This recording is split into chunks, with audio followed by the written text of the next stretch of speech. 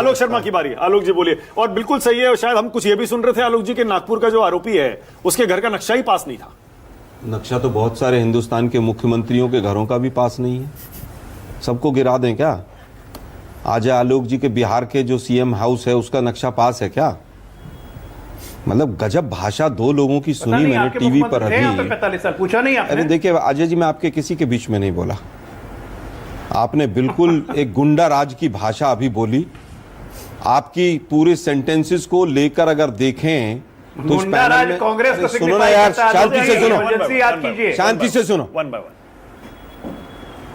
दो लोगों शांति से कैसे सुनो? अरे सुनो ना यार, मैं शांति से सुनते रहूंगा। गुंडा राज गजब आदमी बदतमीजी कर रहे हैं यार। एक एक गुंडों के साथ बैठ के राज चल रहे हैं, इंडिया गठबंधन चला रहे हैं, गुंडा राज। अजय प्लीज, अजय एक एक ये हटवा दो गिलास, वन बाय वन। गिलास हटवा दो। कौन सी भाषा बदतमीजी की ये लोग लेकर आलोक जी आइए, मुद्दे पे आइए ना, अपनी बात करिए। ये सत्ताधारी दल के प्रवक्ताओं की भाषा है। अगर इनका पूरा स्टेटमेंट देखें तो कंटेम्प्ट ऑफ कोर्ट है सुप्रीम कोर्ट का। सुप्रीम कोर्ट की धज्जियां उड़ा रहे हैं दोनों लोग बैठकर। मनन साहब बात कुछ है और बना कुछ रहे हैं। लगता ही नहीं वकालत करके आए हैं ये लोग।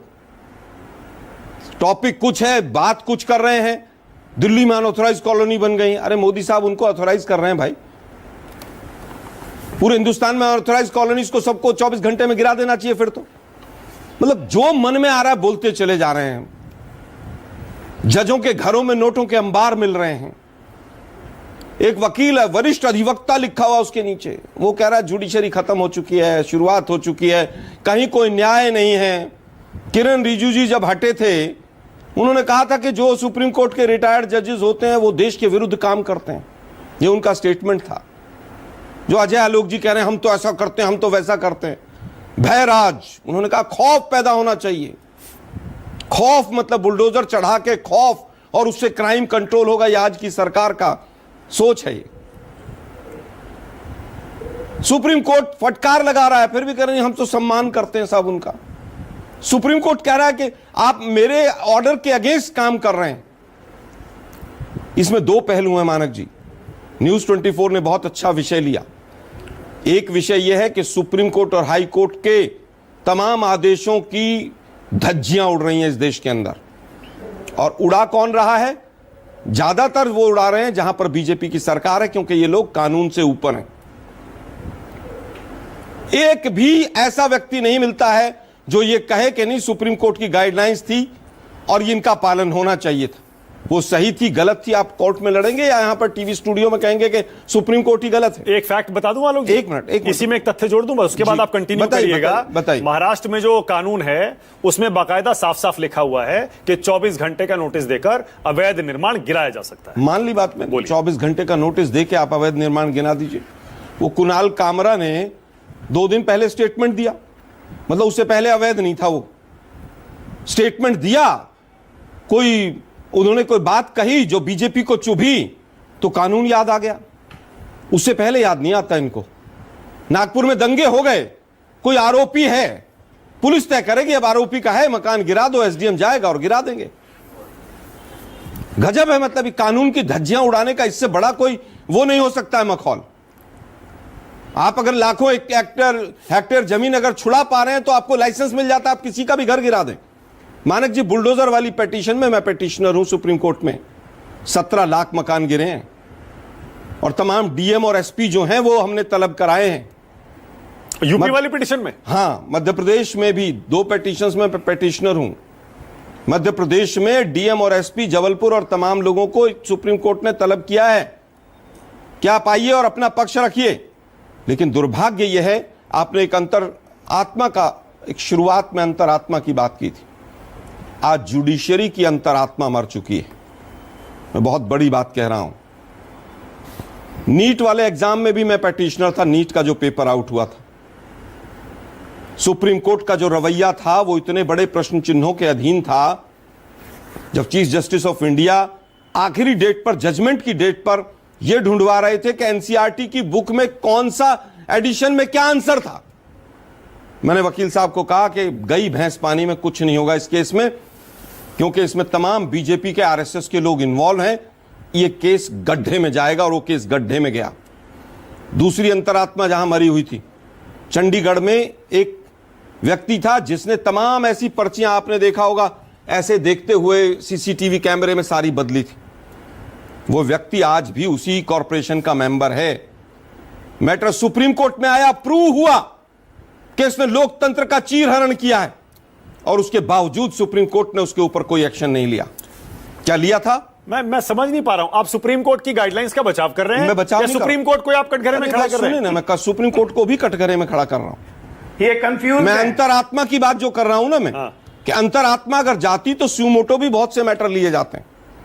क्या किसी मैटर पे सुमोटो लेकर उसका कोई प्रावधान आजकल आलोक जी, कोर्ट्स कर मोटे रहे हैं? तौर पर बड़ी तस्वीर वापस आपने आता हूं। बताइए। अजय आलोक कह रहे हैं कि हर किसी को अपने हद में रहना चाहिए, संविधान में लिखा है किसकी क्या ताकत है। सुप्रीम कोर्ट को कानून के मामले में दखलंदाजी नहीं करनी चाहिए। देखिए, कानूनन कार्रवाई हो रही है महाराष्ट्र में। नहीं, सुप्रीम कोर्ट को अपना बोरिया बिस्तर बंद करके कानून के मामले में अपने घर चले जाना चाहिए।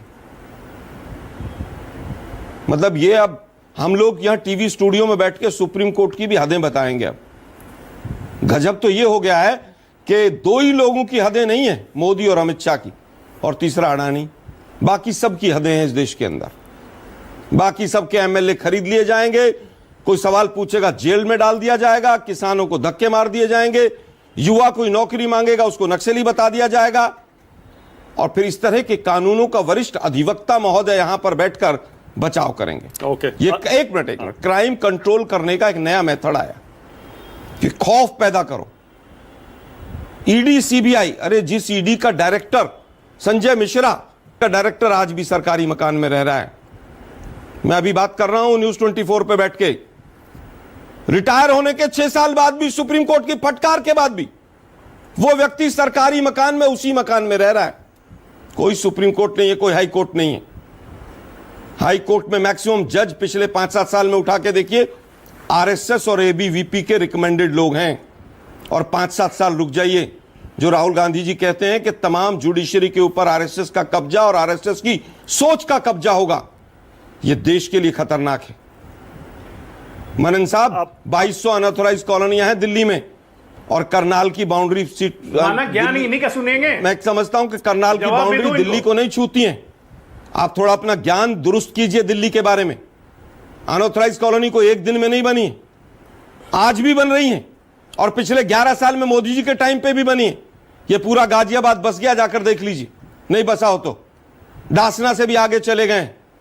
यहां पर बैठकर ये मोदी नामा मत पढ़िए, आप वकील हैं, वरिष्ठ अधिवक्ता हैं। आपसे जनता उम्मीद करती है कि आप कानून के दायरे में बात करेंगे कि नहीं।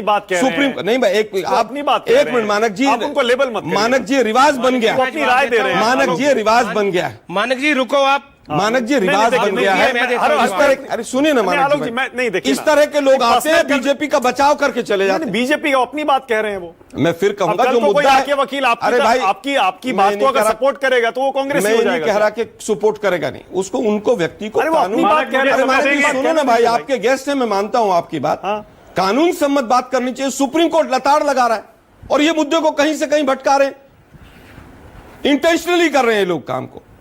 अब आपने पहला सवाल लिया यहां राष्ट्र की बात में कि सरकार फंस गई है। क्या सरकार नहीं फंसी है?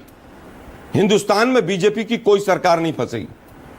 एक आध कोई जजमेंट दिखावे के लिए इनके खिलाफ आलोक जी, अब आलोक जी आप बहुत आगे जा रहे हैं। मैं फिर कह रहा हूं, आप बहुत आगे जा रहे हैं। सही कह रहा हूं, मुझे आपको रोकना पड़ेगा। मानक जी बिल्कुल सही कह रहा सुप्रीम हूं। कोर्ट में जजों की नियुक्ति कैसे होती है, जजमेंट कैसे आते हैं, आलोक जी कोई हद रखिए। अरे भाई मैं कह रहा हूं, प्लीज आलोक जी, नहीं आलोक जी बात की, मैं अपनी बात पर स्टैंड कर रहा हूं। संविधान के तहत आलोक जी, मानक जी मैं कह रहा हूं, प्लीज आपको सम्मान करना चाहिए सुप्रीम कोर्ट का, अदालतों का। मानक जी, आप उसी सुप्रीम कोर्ट की गाइडलाइंस का हवाला दे रहे हैं एक मानक जी, मैं तरफ, दूसरी तरफ उसी सुप्रीम कोर्ट को आप कह रहे हैं बायस्ड है, दिखावे के जजमेंट आते हैं, आरएसएस के लोग घुस गए। मुझे समझ नहीं आ रहा। मानक जी मैं अपनी बात पर कायम हूं कि मैक्सिमम हाई कोर्ट्स के जजेस जो बने हैं पिछले 5-7 साल में, आप उनकी लिस्ट निकालिए, उनकी रिकमेंडेशंस निकालिए, और जिनको रोका गया है बनने से कॉलेजियम सिस्टम में, ओके अजय आलोक, वो मैक्सिमम वो है जो बीजेपी की विचारधारा से सहमत नहीं।